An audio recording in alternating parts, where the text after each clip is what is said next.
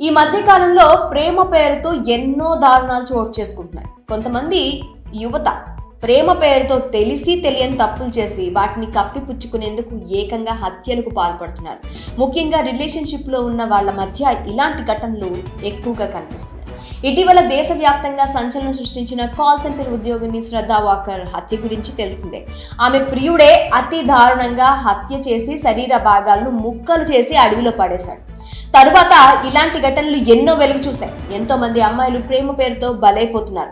ఓ IT ఉద్యోగిని దారుణంగా హత్య చేశాడు ఆమె ప్రియుడు. ఈ కేసులో సంచలన నిజాలు వెలుగులోకి వచ్చాయి. వివరాల్లోకి వెళ్తే తమిళనాడులో నందిని అనే సాఫ్ట్వేర్ ఎంప్లాయీని ఆమె ప్రియుడు అత్యంత దారుణంగా హత్య చేశాడు.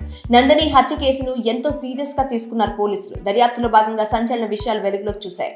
పోలీస్ వివరాల ప్రకారం శనివారం రాత్రి సాఫ్ట్వేర్ ఉద్యోగిని నందిని ఆమె ప్రియుడు వెట్రిమారన్ అత్యంత కిరాతకంగా హత్య చేశాడు. మొదట ఆమెపై బ్లేడ్తో దాడి చేసి తర్వాత గొలుసుతో కట్టి పెట్రోల్ పోసి నిప్పంటించి అక్కడి నుంచి పారిపోయాడు. సగం కాలు ఉన్న శరీరాన్ని చూసి స్థానికులు పోలీసులకు సమాచారం అందించడంతో ఘటనా స్థలానికి చేరుకున్న పోలీసులు పరిశీలించి కేసు నమోదు చేసుకున్నారు. మృతదేహాన్ని పోస్ట్మార్టం నిమిత్తం ఆసుపత్రికి తరలించారు. హత్య ఎలా జరిగిందన్న కోణంలో పోలీసులు దర్యాప్తు ప్రారంభించగా కొత్త ట్విస్ట్ ఒకటి ఎదురైంది. నందిని వెట్రిమారన్ మదురైలో కలిసి చదువుకున్నారు.